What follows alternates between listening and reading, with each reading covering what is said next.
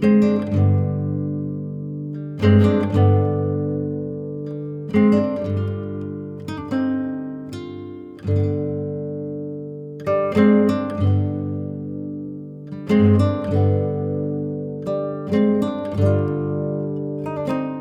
viewers, to this presentation by Mike Arkless, a city tour, Budapest, Vienna, Prague. I'm Liz McCullum, a member of the Arts and Culture Council at the library. We organize the art exhibits in the gallery and presentations like tonight. At an early age, Mike Arkless' desire was to be a photographer, but fathers often have other ambitions for their sons, and Mike became an accountant. This career extended for 30 years. Mike was born in Newcastle, UK. A part of Mike that hasn't left his home city is his continued support of the local soccer team, Newcastle United. This is a constant headache for Mike, as the team seems to be fighting off relegation from the Premier League each season. Another interesting part of Mike's early life was his appearance on BBC Young Scientist of the Year competition. With his teammates, they placed second. From that experience, Mike is knowledgeable about lichen and the impact of pollution on it. Mike and his wife, Gillian, emigrated from the UK 20 years ago. While Mike pursued his business career in the United States, Gillian and their sons remained in Canada. For 15 years, they visited this area and chose the town of Blue Mountains and Thornbury as their retirement home. Mike and Gillian took a trip to Budapest, Vienna, and Prague, ending literally a handful of days before COVID made it to North America. Borders in Europe were literally closing as they moved between countries. As well as showing you major sites from this trip, Mike will dig into the rich history of these cities past, including from the time of the Austro-Hungarian Empire, of which each city was a part. I'll now turn it over to Mike. Sit back, relax from your home, and travel to these three cities. Hopefully you can all see that. Thanks, Liz, for the very kind introduction, and also Hannah for your work in setting up this evening's presentation. The Blue Mountain ACC have been kind enough to ask me back, and I'm more than happy to share my experience in Budapest, Vienna, and Prague. And I promise not to say too much about lichen as the night unfolds. As Liz mentioned, we were really quite fortunate. Little did we know when we left Canada back in the middle part of February 2020 that we would be faced with an international or a global pandemic when we returned 2 weeks later. But that's the situation that we faced. It really didn't impinge upon the vacation or the stay itself, other than to the extent that we were able to see things unfolding in Europe perhaps a little bit before they did in North America. But anyway, let's move on from COVID. We enjoyed a 9-night stay, and essentially that meant 6 full days in the 3 cities, so 2 in each city, and then a little bit around each evening as the day's travels were completed. Just in case anyone's wondering, that's me leaning over the parapet of the castle walls in Budapest, looking across the Danube. So where do we travel? So we flew into Budapest. We took a British Airways flight from Toronto through Heathrow, and then from Heathrow across to Budapest. The flight into Budapest takes roughly 2 hours from Heathrow, so not a terribly long flight. Travel between the cities themselves, we actually undertook to travel by bus. We used a service called the Flixbus. I must confess, I was a little bit leery before we got there as to what that service would entail, but the reality is it was a very inexpensive but excellent service. For those who don't know, the Flixbus service operates across 29 countries globally, and they serve over 2,000 individual destinations. our experience was that it was best to pre-book the bus service beforehand, and in that way you're assured of your availability of the seat as well as the best possible price for the journey. And then once we got through to Prague, the 9 days later, we flew back again, British Airways through Heathrow, and then back to Toronto. In terms of the trips within Europe themselves, Budapest to Vienna is roughly 250 kilometers, 3-hour journey by coach. Vienna to Prague is another 335 kilometers, roughly 4 hours time in the coach. In addition to the flying and the bus driving, we also managed to walk well over 150 kilometers each during the course of the visit. So Gillian and I took every opportunity to spend as much time as possible in each city walking the streets. And each of those cities in their own way are excellent for walking and seeing all of the great sights. You don't need to use a taxi. Bus services are available where necessary, and it is very, very easy to get around. So what I hadn't appreciated before undertaking the trip was that Budapest, Vienna, and Prague at one stage were considered to be part of the same country, the same empire, that being the Austro-Hungarian or the Austro-Hungarian Empire, which was formed back in 1867 by Franz Joseph I. And that came about as a result of the Austro-Hungarian Compromise. At that time, the Austro-Hungarian Empire was the second largest in Europe after Russia, so bigger than Germany, bigger than the British Empire, and had absolutely massive industrial capability, particularly in the field of electrical products. They were within the top 3 on any dimension when it came to making industrial appliances, electrical appliances, and the like, and also a very large steel industry. Now, all that collapsed after the First World War, and at that stage, both Hungary and Austria lost roughly 2/3 of their territory. And if you look at this map, you can see the kind of grey lines which represent the current state of the borders for those individual countries.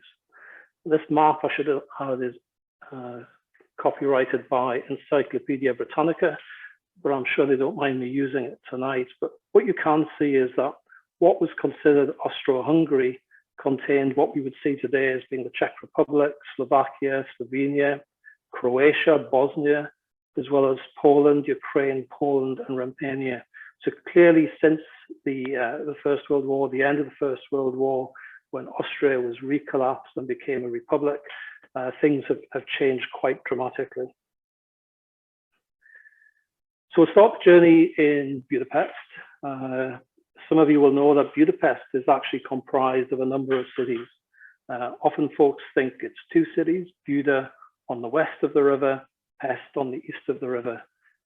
It's actually 3 cities. Buda and Obuda are the 2 cities which were combined on the west of the river Danube, and together they form roughly 1/3 of the entirety of the city, whereas Pest to the east of the river comprises the other 2/3. That city was combined, consolidated in 1873, so just after the establishment of the Austro-Hungarian Empire. Today, roughly 2 million inhabitants occupy Budapest, and that's roughly 20% of the total country's population. Budapest has a number of other names. It's known as the Queen of the Danube for obvious reasons. It's on the Danube. It's considered the heart of Europe. And it's also known as the little Paris of Middle Europe. And you can see that in some of the architecture. And I'll show you some of that as tonight unfolds. For very obvious reasons, as this presentation progresses, you'll understand why the center of Budapest is considered a UNESCO World Heritage Site. Budapest has a very checkered history. It was established by the Romans at the turn of the millennium, the first millennium. The Romans occupied, maintained Budapest, or what has become Budapest, through until the end of the 5th century, when Attila the Hun took over the territory and ruled for a further 300 years or so. The Magyars then took the ascendancy, followed by the Mongols and the Turks, finally falling to the Christians through the auspices of the Habsburgs, and the Christians ran together Austria through until the end of World War I. Budapest was pretty much destroyed by the Turks. There wasn't really a whole lot left after the Turks had finished. So a lot of the architecture that you'll see came about through the 18th, the 19th, and the early part of the 20th century. A lot of the property in Budapest was also damaged by the Nazis during World War II, especially through the retreat of the Nazis from Budapest. They destroyed a great deal of what we can see today and what has been rebuilt and reconstructed. After World War II, the Soviets took control of Budapest, and they were in control of Budapest through until 1990, when free elections were held. So let's start at the railway station. This is typical of the architecture that you'll see from the turn of the 19th century, would be considered neoclassical. So our point of arrival, we landed at the airport, took a train into Budapest. And this is probably the most difficult part of our journey. The train ride was very straightforward, but unfortunately the train station itself is a little way out from the center of Budapest. It's very difficult to find taxis, and we ended up having to walk and carry all of our stuff from the railway station to our hotel. So we probably ended up walking 3 or 4 kilometers with all our luggage just to get to the hotel from the railway station. But nevertheless, railway station in and of its own right is a very spectacular building. If we look at the property around the city park area of Budapest, or what we would call the Városliget, this is a typical residential property. So very grand, colonnaded property, multi-story, multi-level property. And you'll see this in abundance in Budapest. This is literally everywhere you turn. You'll see buildings like this, wide boulevards, very, very pleasant, very reminiscent of parts of Paris. You'll also see, if you look carefully, buildings that look like this. This is the Deloitte building in Budapest. And Gillian and I, whenever we go to a European or a foreign city, we always look out for the Deloitte building, because inevitably they'll be a little bit out there in terms of the architecture, the style. They'll always be quite photogenic, interesting to see. This is part of the Deloitte office in Budapest, so quite different from some of the traditional architecture. What we see now is the Jack Church. This is part of the so-called Vajra Castle. This was built in the Városliget, the city park, at the turn of the 19th century, 1896. Hungary was celebrating the millennium. That was the conquest of the Carpathian Basin by the Magyars 1,000 years previously. And as part of the celebration, they built the castle, or the so-called castle, which is not really a castle, it's just a series of individual buildings in the park area of Budapest. And you'll see many, many buildings in that park. This is typical of what you'll see. This is the reproduction of a Benedictine church from the 13th century, which has been built in the park. Adjacent to the church is one of Budapest's most famous statues. This is the statue of Anonymous, completed just in 1903, just after the turn of the century, as part of that same celebration. And you can see this, his pen in the right-hand side there has been well fingered, well rubbed on the end. So obviously a site that lots of locals and tourists will come to and want to be photographed with. Budapest has a great tradition when it comes to spring baths. Hot spring baths were discovered, or hot springs, I should say, were discovered in Budapest toward the end of the 1870s. They have 31 separate spa water pools and thermal baths scattered throughout Budapest. And it seems to be a great tradition, both for the locals and the tourists, to attend these facilities. Typically, they're very grand. This is a neo-Baroque building, very, very stylish on the outside, incredibly stylish inside also, scrupulously clean, well preserved, well maintained. And you can take a view from, get a sense from this photograph of the scale of the operation. It's a very, very big facility. Also, Budapest alone claims to have as many hot springs as Iceland across the totality of Iceland. So this is a big deal for the folks in Budapest, and certainly for those who visit the city, it's a big attraction. inside the building. I'll just show you a couple of shots of some of the ceilings, some of the domes. You can see the quality of the artwork, the gilt, absolutely beautiful material to see and to photograph. And as I said before, in superb condition, absolutely beautifully maintained. Next structure I'm going to show you is Hero Square, and this is also considered a Millennium Monument. It was built as part of those same celebrations. Not sure what it is about Budapest, but it seems they take a long time to finish anything. So even though it was built or started in contemplation of that Millennium event, it actually took over 30 years to complete. The colonnades have symbols or have statues and carvings which represent famous people from Hungarian history, so all predating 1900. The centerpiece is the Corinthian column. This stands around 120 foot high with the Archangel Gabriel positioned on the top of the column. Those two sets of statues at either end, which sit on top of those colonnades, both represent war. And if you kind of back around the colonnades, the structures at the far end of the colonnades, which you're not seeing here, represent knowledge and glory, and war comes together in the center. And this is an important area for the folks in Budapest. Within Budapest, and specifically within the area around here, there are some delightful tympanums, all of a neoclassical design. You'll see lots of multi-columned porticos attached to those structures. The two pieces here, which are, this one is Museum of Fine Arts. This is the Moxarnach Art Gallery. Again, you can see the quality of the work is absolutely phenomenal. The gilt work, the mosaic applique across the tympanum is really beautifully done, beautiful structures and superbly maintained. So if we think about tourism in Budapest, roughly 4 to 5 million tourists come to Budapest each year. Certainly that was the case pre-COVID. I think since COVID, obviously, the numbers fell off by 90% or more, and clearly are coming back now. There are many attractions for visitors to Budapest. Obviously, sightseeing, art museums, concerts, the spa baths themselves, but also the opera, the zoo, and a lot of high-end shopping. It's considered the heart of Europe. It is a very pivotal location, and you're within very short distance from places such as Zagreb, Bratislava, Belgrade, Bucharest, and of course Prague and Vienna.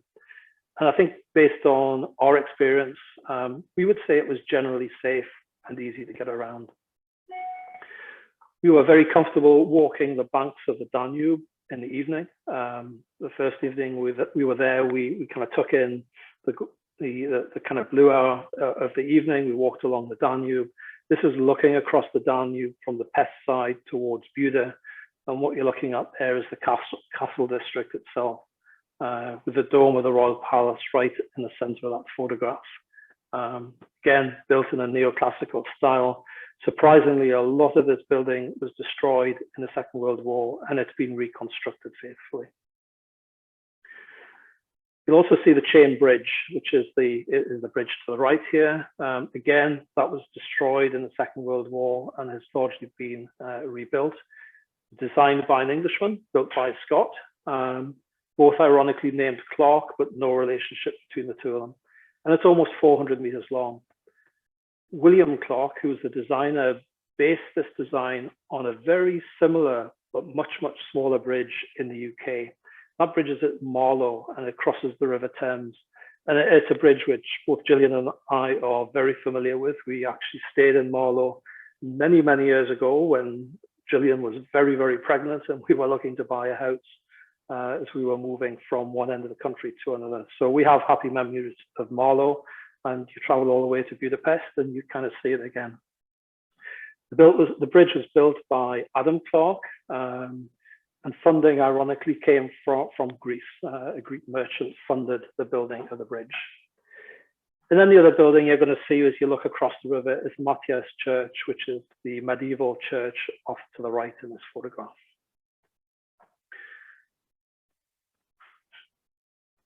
crossing the Danube. So the following morning, weather turned a little bit grey, but anyway, we made our way across the Elizabeth Bridge. We took a bus, crossed the bridge.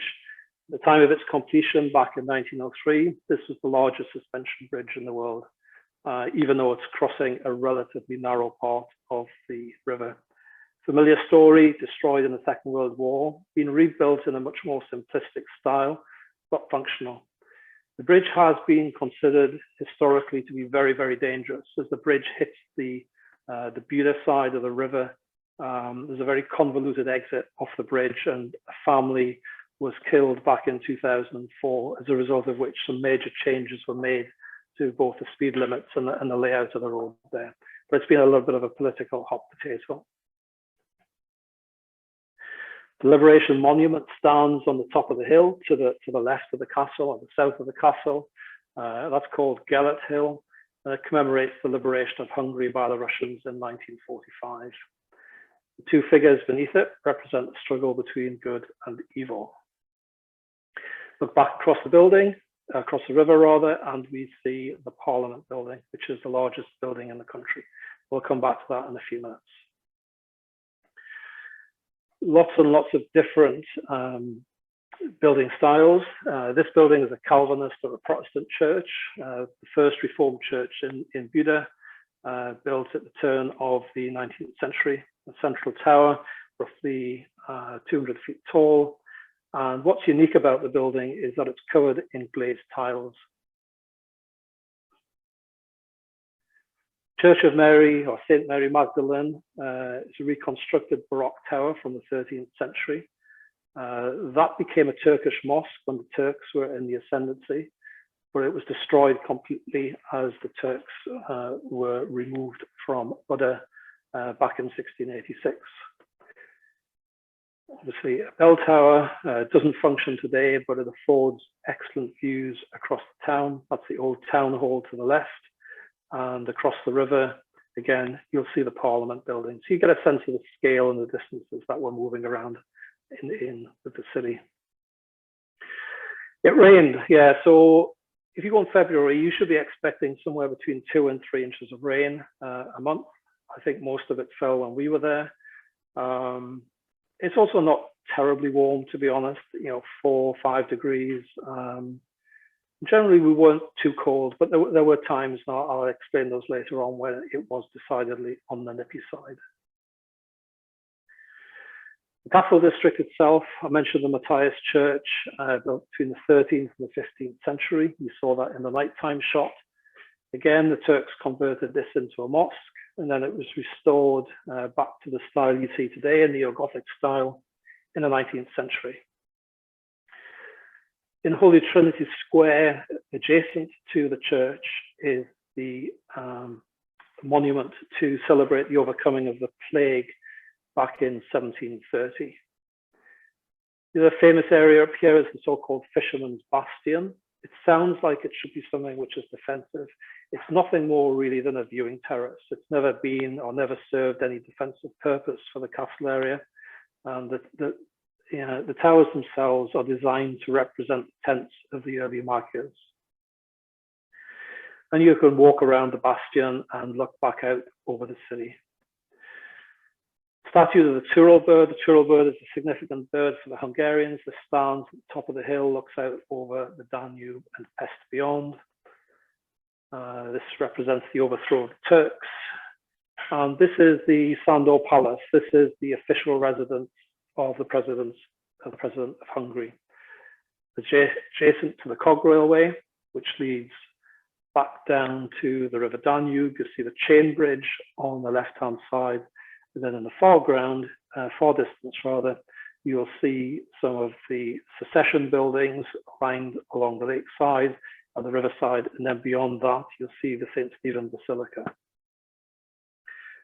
So if you don't want to use the railway, there are some very nice stepways that you can walk down to get back down to the river, and a little bit of a kind of interior structure that again you can walk down. But even though this is just essentially a passageway, you can get a sense of the ornate structure and the work that's gone into making this look as it does today. So across the river, if we cross the chain bridge, we come to an area where we see the so-called secession buildings. These are buildings which are based on an art movement which began in Paris and Vienna, considered avant-garde at the turn of the century. We would look at it more as being, well, the word I forget the word, I'll come back to it, but you'll see from the design, their most famous building, the most famous building is the Gresham building. This was commissioned by a London life assurance company, the Gresham Life Assurance Company, at the turn of the 20th century. At that time, it was illegal for insurance companies in the UK to invest in stocks, but ironically, it was okay to invest in buildings and the rental income stream that would come from those buildings. So they invested heavily in building that structure. Took a number of years to complete, completed in 1907. Number of offices, number of residences were established there, which would draw income for Gresham. And they also put a headquarters in there. The building itself was essentially taken over during the Second World War. It was damaged very badly during the Second World War, and it was ultimately used as a barracks by the Red Army when the war came to an end. The building gradually deteriorated over a number of years. It really became quite dilapidated. It was turned into social housing at one stage, and it was really falling into major disrepair. At the time at which Soviet rule came to an end back in 1989, 1990, the state handed the building back to the municipality, and they sold the building on. And the building became a Four Seasons hotel, which is what we see today. They spent $100 million renovating the building. It is absolutely beautiful. And the style I was grasping for was Art Deco. This style essentially replicates the building as it would have been at the turn of the 20th century. And you could say it's very much an Art Deco style, but it's $100 million, or 100 million euros rather, has gone into this. It's 179, 180 guest rooms and 17 suites. And I'm sure they're all jolly nice because it's a beautiful building today. The other building which every tourist visits in Budapest is the Parliament building. As I said before, it's the largest building in the country by quite some measure. It took 17 years to build. And for those of you familiar with London, you'll be thinking that looks familiar. Well, yes, it is extremely familiar. It's modeled very much on the Houses of Parliament building from the UK. The building itself is 250 meters long and almost 100 meters high and has almost 700 rooms within it. This building sits opposite to the Parliament building in the courtyard, which surrounds the Parliament building. And this is the courthouse, or the High Court of Hungary. You get a better sense of the building from that shot and the war memorial beside it. Hungarians are very proud of the building. I should say it's staffed by military soldiers. They present the flag each day, and we were fortunate to see the flag being presented, unfurled, and passed on to the next watch. The museum, or the Parliament building, is open to tourists. You can tour around the outside to your heart's content. It's it's kind of nicely paved, very easy to get around. There's a good display model here, but the really good piece is you can actually go down into a very significant exhibition which they built underground, and from there you can actually make your way inside the building. Contemporary artists from the turn of the century were asked to decorate the interior of the building, and this is typical of the entire building. So your ceiling frescoes in abundance, gilt in abundance, absolutely stunning. The National Assembly Hall itself is open when the Parliament isn't sitting, and again, we were fortunate to be allowed in and to take a few photographs. But I think you'll agree it's a very spectacular building. This poor chap is a young poet, or he was a poet. He died in his very early 30s. He committed suicide, and he's remembered through the statue which sits just outside the Parliament building. And just to kind of complete the sense from the map of where we are, this is looking straight back from the Parliament building you're looking again at the Protestant church down at the lakeside. Behind that, you're seeing the big church. The other thing you're seeing across there, the kind of square structured building, is actually a Hyatt hotel. Gillian and I took afternoon tea and coffee and cake in the hotel. It's a very nice hotel. And if you're looking for somewhere to stay in the Hyatt and you don't quite run to Gresham Place, the Hyatt might be a suitable alternative. Everyone who visits Budapest takes a river cruise. It's the thing to do. Any day of the year, people take river cruises. So we took an evening cruise. I have to say we were underdressed. It was jolly cold, but we did enjoy it. And you get a perfect view of both sides of the Danube, the Pest as side as well as Budapest. You sail up past the Parliament buildings. You get a great view of those. And then you turn around and kind of head back south again, and you come to, this is the Pest side we're looking at here, some more modern shopping complexes have been built as you move away from the center of the town itself. And we come to what's called the Rakowski Bridge. This was built 1995 in anticipation of a planned world exhibition. Unfortunately, that didn't happen. So the bridge is now used as part of the ring road that bypasses the city centre. As we turn around to come back to Elizabeth Bridge, which is where you would take the ferry from, you'll see the Liberation Monument up on the top of the hill, Gellert Hill on the left-hand side, but you also see a little cross further down on the left-hand side of the picture, just above the bridge itself. That bridge marks the site of the Cave Church, which is where Pest took its name from. Pest is the Slavic word for cave. The hill, which we now call Gellert Hill, was originally called the Pest Hill, and that led to the other side of the river calling themselves Pest. They looked across at the cave and they took that name for themselves. So that's where the origin of the term Pest comes from. This sculpture of a weeping willow was unveiled in 1991, and it's in memory of the 600,000 Hungarian Jews who perished in the World War II at the hands of the Nazis. Interestingly, this is partly funded by Tony Curtis, who many of you will know is an American-Hungarian actor. The sculpture itself sits next to the Great Synagogue. This is the largest synagogue in Europe, built in 1850s, very interesting Byzantine Moorish style of building, quite a stunning building. The other religious building, which you see from everywhere, quite frankly, in Budapest, is St. Stephen's Basilica. This is dedicated to the first Hungarian king, and you'll see that scenes of his life are depicted around the altar within the basilica. It's a neo-Renaissance dome. It was added after the first one collapsed. And it's almost 100 meters tall. As I said, you can see it from literally everywhere in Budapest. The bell that weighs almost 9 tons is housed in the tower on the right-hand side of this photograph. That was funded by German Catholics. The original was looted by the Nazis in 1944 as they evacuated the city. Some beautiful details in the craftsmanship again. This is just a simple doorway, but beautifully framed. The interior, as I say, is quite spectacular. And the scenes above the altar here, as I mentioned before, reflect the life of the first Hungarian king. It's fun.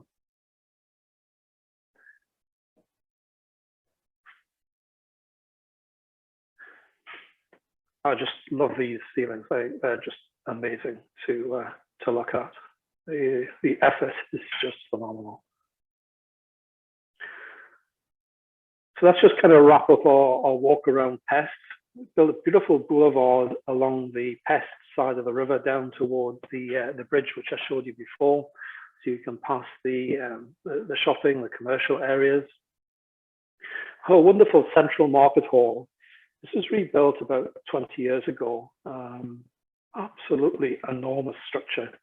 And this is used by the local farmers to present their wares, their meats, their vegetables sold here. And the locals, come in here and they shop for their local produce on a daily basis. Very, very busy centre. Hungarian National Museum is close by. Again, beautiful structure, beautiful building. It has historical significance for Hungarians in as much as the poet Petőfi read for the first time his so-called national song, which was a protest against the rule of the Habsburgs when they came to the ascendancy in the mid-1800s. And that day, the day that commemorates the day he read the poem, is recognized each year on the 15th of March. And then finally in Budapest, we end up in the New York Palace. The New York Palace is a wonderful hotel, but it's notorious, famous for its coffee and cake. This is a traditional pastime in many European cities. You'll see many of the literary and the artistic types will take their daily coffee and they read their newspapers, eat their cake at their leisure in facilities such as this. You'll see why when you look inside. It's unbelievable, really unbelievable. Gillian and I must confess, we did visit quite a few coffee houses when we were on this trip, and we enjoyed the experience immensely. The neo-Baroque interior, again, is quite stunning. I think today most of the folks who come here are probably tourists like Gillian and I, but it's a nice way to be serenaded on an afternoon after a day of walking. Okay, so time's marching on. I better kind of get a clip on here, I think. So let's get ourselves across to Vienna. Many of you know Vienna is the capital of Austria.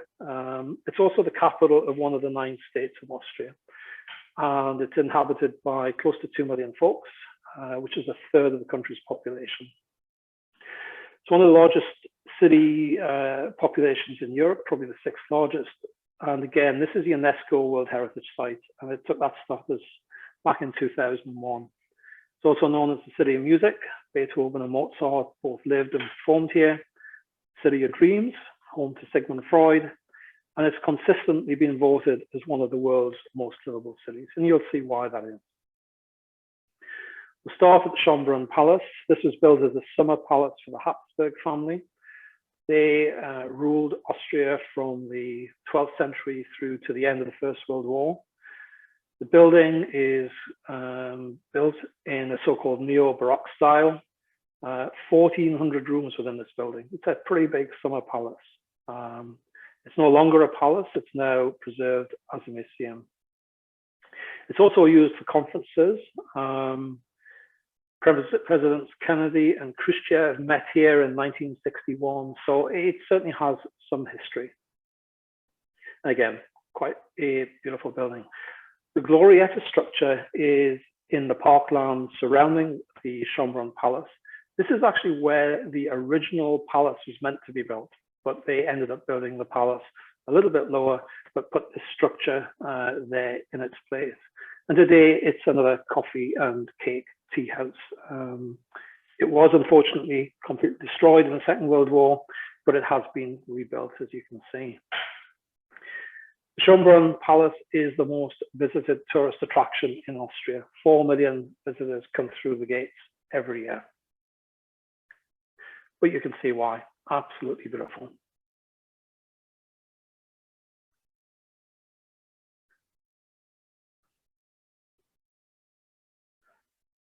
So we move into the center of Austria, and we're not talking that many miles away. The Schönbrunn Palace is roughly 3 kilometers south of the town center. We actually walked there. It was a comfortable walk back. But once you get into the heart of Vienna, you very quickly come to the Hofburg complex. As part of that complex, you'll come across the Burggarten, and this is where the statue to Mozart is standing today. It took 70 years to build this statue, believe it or not. The money had been raised 70 years prior to its completion. It's built out of marble. I'm not sure why it took so long to actually construct it, but it's a beautiful statue, and it stands there, has stood there now for well over 100 years. The complex, the Hofburg complex itself, has been the seat of power since the 13th century and has been developed continuously since then. It's now home to the Austrian president, There are museums, galleries. The National Library is also here. This is the National Library. That's Atlas standing on the roof, holding the Golden Globe up.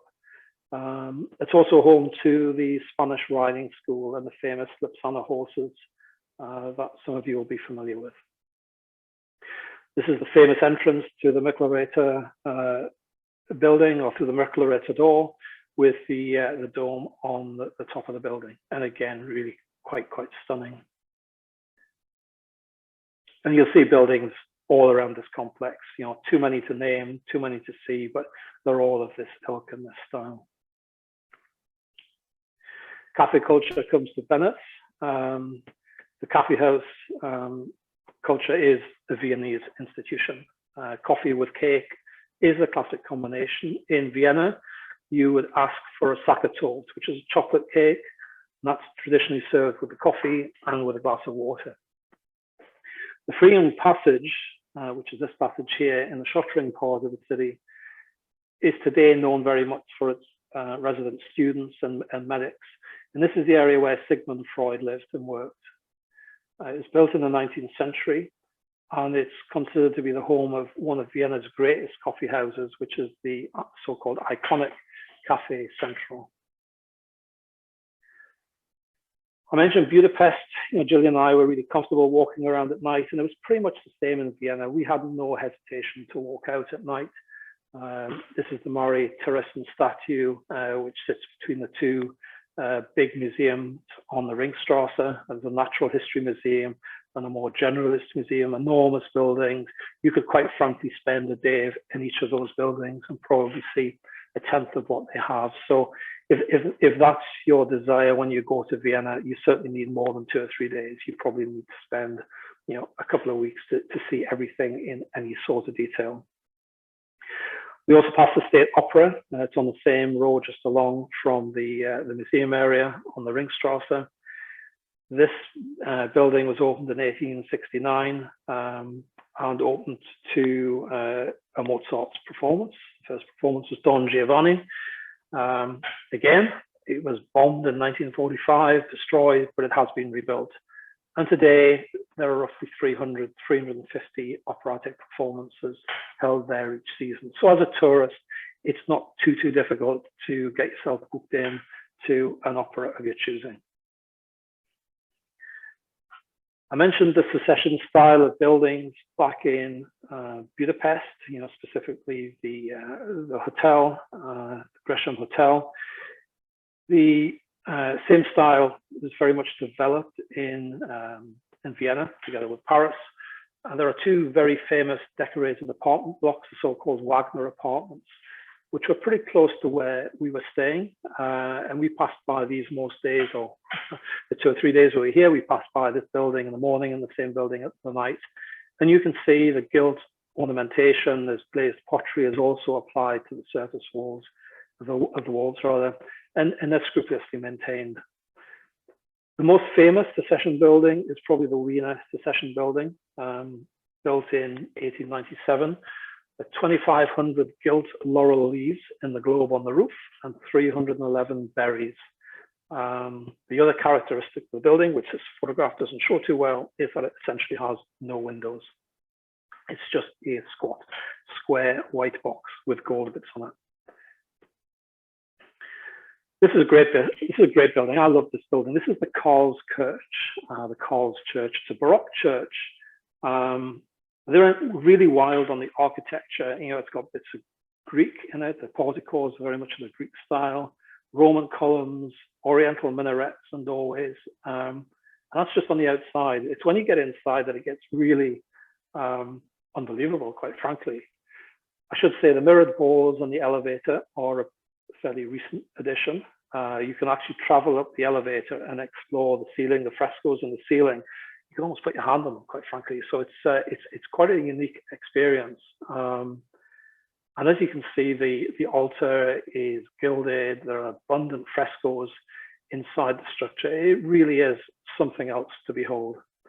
And as I say, you can get right up to the fresco on the ceiling and explore it to your leisure, really.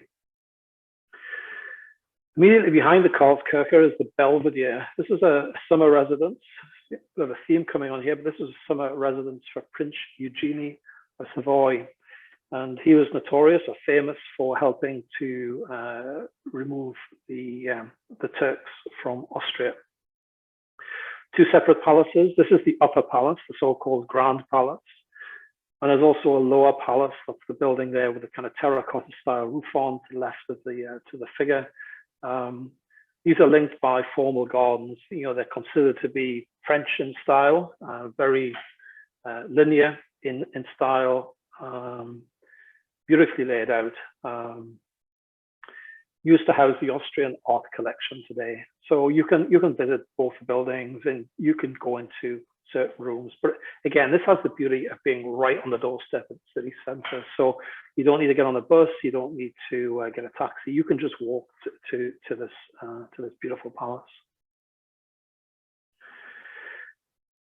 The other building you'll see in the heart of Vienna is the Stephendom Church, right slap bang in the middle of Vienna, chief place of worship. It's a Gothic cathedral. And the church has been here for over 800 years. The spire itself extends almost 140 meters into the sky. It's adjacent to the Haus, which is a postmodern architecture. You can see the mirrored glass and the steel and the marble surrounds. It's very difficult to place a building like this opposite to a church with so much history, but they seem to have, you know, pulled it off. This is the main entrance to Stephendom. And there's a little model. You see on the right-hand side of that model some interesting design on the roof of the building. There are almost 250,000 glazed tiles on the roof, depicting the coats of arms of both Vienna on one side and Austria on the other side. Same old story, damaged in World War II and had to be restored afterward. And you can go inside, and again, it's almost like going inside the skeleton of a whale. It's just an enormous and beautiful structure. Close by is the Peterskirk, which is a Baroque style of church. Nothing too spectacular on the outside, but beautiful inside. You know, again, lavish sculptures and frescoes to see. Thousands and thousands of man-hours of work to pull this together. We go somewhere completely different now. This is called the Hunterwasser House. Very, very different kind of structure. And it stands out like a sore thumb, quite frankly. It's a very eclectic block of apartments. It was built in the late 1980s. And as you can imagine, it's a very, very controversial building.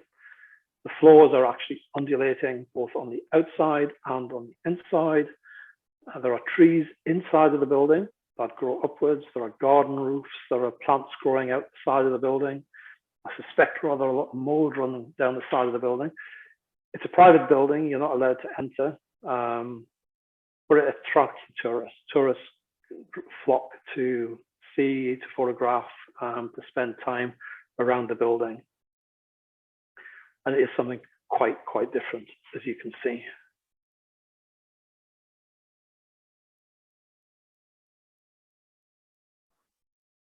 Back to more traditional buildings. This is the Parliament building, the main Parliament building for the National Assembly. It's situated on the Ringstrasse, so that's the road that runs around the center of Vienna, which also has the museum building on and the Opera House, which you saw earlier. This building was finished over 130 years ago, and in front of the building stands the figure of Athena, the Greek goddess of wisdom. There's clearly a lot of construction, reconstruction work happening at the time of our visit. The building next door is the Neues Rathaus. That means the new town hall. This is the provincial assembly, or the seat of the Vienna City and Provincial Assembly. Tower is 100 meters high, and each winter the area in front of the building, the Rathauserplatz Park, is turned into an ice rink. I must confess, I was very surprised to see Samsung advertising their Galaxy on the front of a structure such as this. That was not quite what I was expecting to see in Vienna. I don't know whether that was a one-off or quite how that happened, but there you go. Opposite to the Rathaus is the Burger Theatre. This is probably the most prestigious German-speaking theatre anywhere in the world. 3 of Mozart's operas were premiered here, including The Marriage of Figaro, and Beethoven's First Symphony also had its first performance here. And that's Apollo sitting on top of the building. Vienna does have some modern buildings. You know, per aside, Hundertwasserstrasse, you also have some very eclectic modern structures. I mentioned that UNESCO gave World Heritage status to Vienna in 2001. Vienna today is on the endangered species list in terms of holding on to that status. And the reason why is controversy over the height of new buildings. At the moment, they're limited to a height of 43 meters. So this building is kind of getting close to that 43-meter limit. The Intercontinental Hotel chain put forward plans to build a new hotel, which was termed the Vienna Ice Skating Club. That was going to be 75 meters tall. That was rejected. They came back with a request to build it 66 meters tall. The plan or the proposal is currently on hold. There's a lot of pressure to build. There's also pressure on UNESCO to waive the restriction on the height of new commercial buildings. Quite how that will be resolved, I'm not too sure. I don't think anyone knows really. So anyway, that's a quick wander around Vienna. Let's quickly jump into Prague. I know I'm running a bit late on time here. So let's start with Prague. Another beautiful city, capital of the Czech Republic. A little bit smaller than our other 2 towns, 1.3 million residents. Again, UNESCO World Heritage Site, and the river Vltava bisects the city. This is the Old Town. There are 2 or 3 main destination areas for tourists coming into Prague. The Old Town, I would say, is the primary destination for visitors to Prague. Markets have been arranged around the central square for well over 1,000 years. And the area itself, the Old Town of the Staro Mesto, became formalized. It was granted the privileges of a town back in the 13th century. And as part of that, they were able to build a town hall. And the view to the north, this is a kind of aerial view looking down, is of the St. Nicholas Cathedral. If I turn to the east, I'm looking at the Church of Our Lady Before Tin. If you look at that in the dark, you see it certainly reminds me of the Disney castle. I'm not sure whether Disney looked at this before they drew their castle. And then we look to the south and we see a lot of Romanesque and Gothic houses, and also along the bottom part of these buildings, you'll see little commercial properties. Most of them are kind of retail stores and cafes and the like. You'll see here from this photograph one of the problems of Prague. Prague, as I said, it's small. There are probably only 2 or 3 main tourist attractions, and 8 million tourists come to Prague each year. So you get way more tourists. It's almost twice as many tourists as hit Budapest, and probably another 2 million more than would hit Vienna each year. And quite frankly, my view is that the town cannot cope with that number of tourists. It's too busy. And these people are all queuing to look at the same thing. Just quickly come back to the St. Nicholas Cathedral. There's a church being sited here for almost 200 years, 1,000 years now, I should say. This particular building was completed in the 18th century and was restored by troops when it was used as a garrison in the First World War. It's famous for its crown-shaped chandelier in the nave. It's also used as a venue for concerts and other events. There are various Art Nouveau buildings. You saw a couple of those on the north and the east side of the square. The Neo-Renaissance Storch House on the south side has a painting of St. Wenceslas on horseback right in the center there. Again, beautiful building. What people are coming to see though really is the town hall. And the town hall is famous for its clock, the astronomical clock.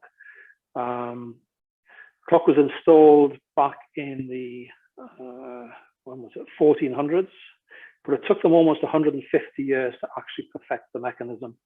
The clock tells the time, the movement of the sun, the moon, through the signs of the zodiac, and also the planets around the Earth. And every hour, the 12 apostles pop out of the side of the clock and kind of wander around and go back in again.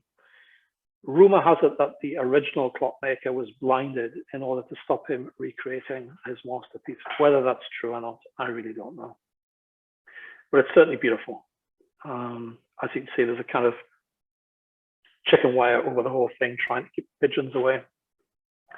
Not too successfully, I suspect. A very, very popular destination for tourists, both during the day and in the night time. And if you're brave enough, Julian and I, we walked to the top of the tower and we walked back down again. And that's how I was able to take those kind of aerial shots of the square itself.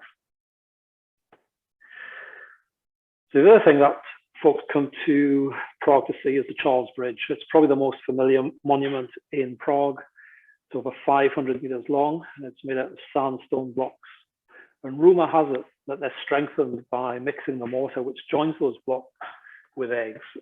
Again, whether that's true or not, I really don't know, but certainly that is a rumor. It was built almost 900 years ago and replaces an earlier bridge that was washed away by floods. And until the mid-1800s was the only way to get across the Vltava River. Now, many of you will know that there are monuments on the sides of the bridge. Both sides of the bridge, the north and the south side, have a series of monuments. I think there are 15 on each side. As you cross the bridge, you'll be inundated with opportunities to buy artwork, which typically either shows the Charles Bridge or the bridges themselves across the Vltava. And indeed, Gillian and I bought a piece of art there 30 years ago, and we thought we were so clever smuggling that back from Czechoslovakia in a rolled up tube. We still have that art piece today, painted by a student in Prague. But anyway, our visit, we got ourselves across the bridge. So this is looking back towards the old town. And there are a couple of statues that I'd just like to pick up out of those 15. This one is St. John Nepomuk. He was a priest and he took confession from the Queen to King Wenceslas. King Wenceslas asked him what the Queen had told him and he refused to tell him. So he threw him off the bridge. And that's captured in a bronze which sits beneath that statue today. And if you rub the statue, I'm not sure whether you rub the lady or rub the poor St. John as he falls off the bridge or is thrown off the bridge, apparently it either brings you luck or it means that you're going to come back to Prague at some stage in the future. There's another plaque which has a dog on it, and that one also gets rubbed, and no one knows why people rub that one, other than perhaps speculation that people like rubbing dogs, but there's no kind of tale associated with it. It doesn't give you luck or anything such as that. It's just people like rubbing both of the brasses. The other statue, which is very controversial, is the Calvary statue or Christ on the cross. The script in gold, which I can't read, apparently blames the Jews for the death of Christ and is perceived to be anti-Semitic. This stood like this for probably 300, 350 years until early in the 20th century, an American tourist pointed out the meaning of the script. And as a response to that, a plaque has been applied at the bottom of the statue, which explains a little bit more fully what the statue is meant to represent. So it just tries to kind of soften the blow a little bit. And that's the view from the bridge looking across the river towards the castle and palace area. We'll just quickly look at the municipal house. This is situated just on the outskirts of the old town. It's an Art Nouveau building, site of a former royal court palace. Abandoned, became a military college, and it's now been rebuilt as a cultural centre. It's adjacent to the powder gate that was built in the 13th century. It's used to store gunpowder. Has no defensive value, but it's it's a passageway which leads you from the new town into the old town part of Prague. The weather was pretty lousy as we traversed through the new town. We went to King Wenceslas Square thinking it would be something quite attractive. It was really pretty awful, to be honest. It was just a grey day, very commercial, very nothing really. This is a photograph of the Opera House, and this is the Museum of Prague. Not terribly attractive buildings. I think that, again, they're buildings that you would to spend time inside rather than looking at the outside of, quite frankly. Most of the new town was actually torn down at the turn of the 19th century and rebuilt.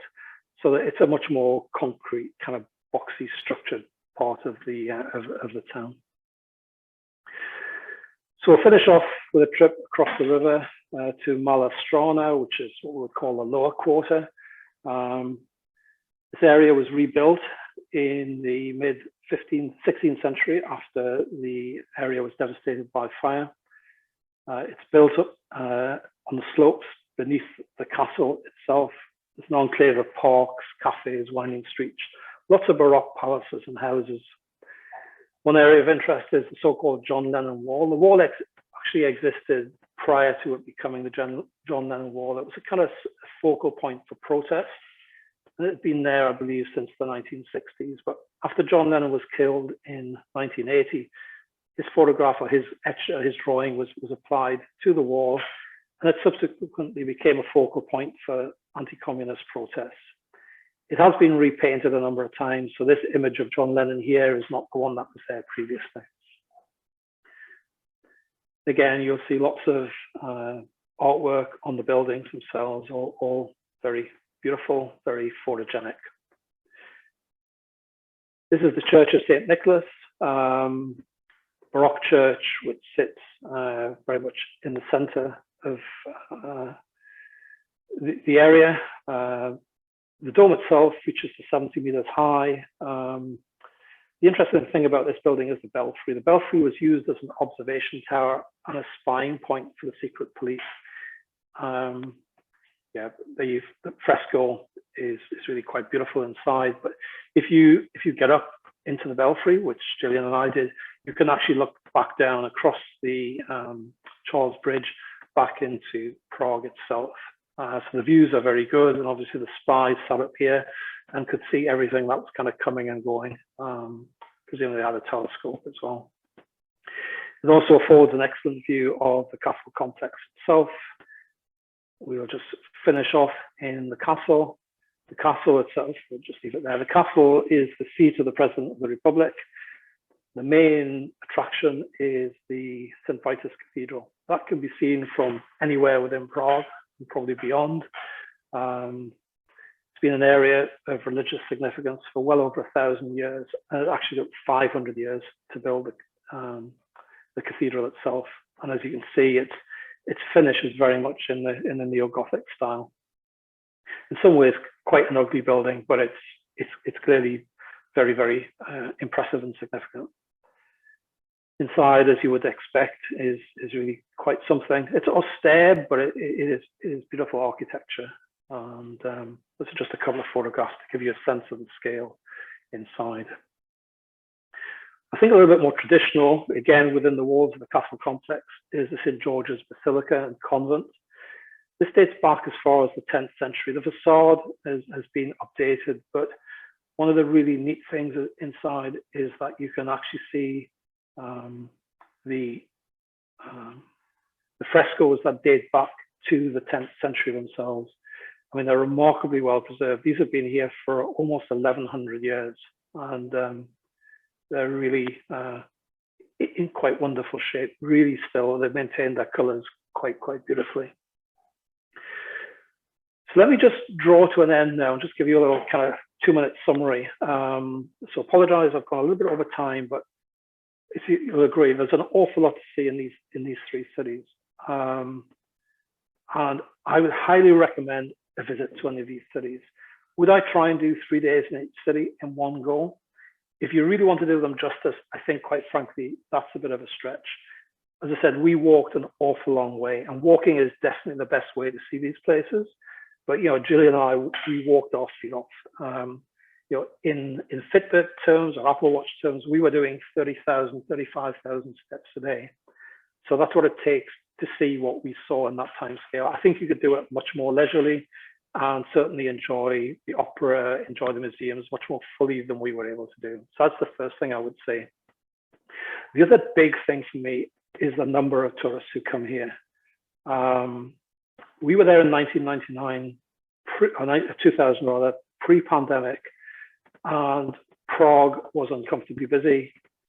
Vienna, I think, has got more of a sense of itself, and whilst there's a large number of tourists, I think it felt more comfortable.